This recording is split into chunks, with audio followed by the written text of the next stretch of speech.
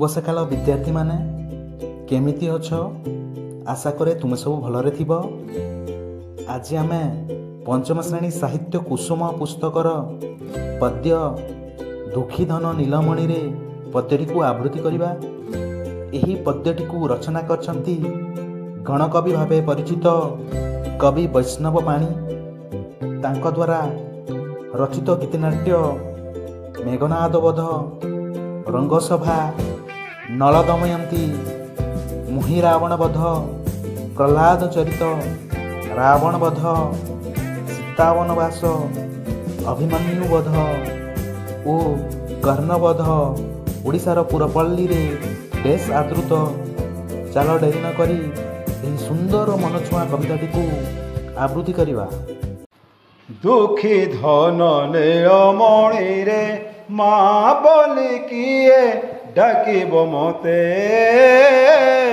दुखी धन नीलमणि रे माँ बोली किए डाकिब मते।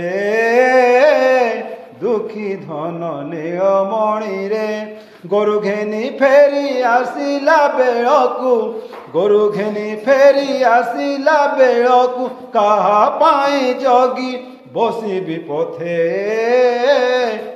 दुखी धन नीलमणि रे माँ बोली किए डाकिब मते। दुखी धन नीलमणि रे जेबे विकासी बकली कांदी किए करी बड़ी। जेबे विकासी बकली कांदी किए करी बड़ी। चली हेउथिले धूली बड़ी होई, चली हेउथिले धूली बड़ी होई। दोली के खेलिब कानी पणते। दुखी धन नीलमणि रे माँ बोली किए डाकिब मते। दुखी धन नीलमणि रे जेबे दही मुहा होइब किए से लबणी खाइब। जेबे दही मुहा होइब किए से लबणी खाइब।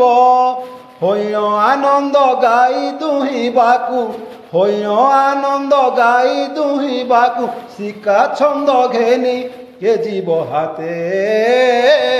दुखी धन नीलमणि रे माँ बोली किए डाकिब मते। दुखी धन नीलमणि रे खेली जाइथिले दांडरे धूली पड़ी थाई मुंडरे। खेली जाइथिले दांडरे धूली पड़ी थाई मुंडरे। कही कले केही मामा कही, कली कले केही मामा कही। कोई कोई होई कांदिबु केते। दुखी धन नीलमणि रे माँ बोली किए डाकिब मते। दुखी धन नीलमणि रे जेबे जीवु मधुपुर को अनाइबि काहा मुखकु। जेबे जीवु मधुपुर को अनाइबि काहा मुखकु।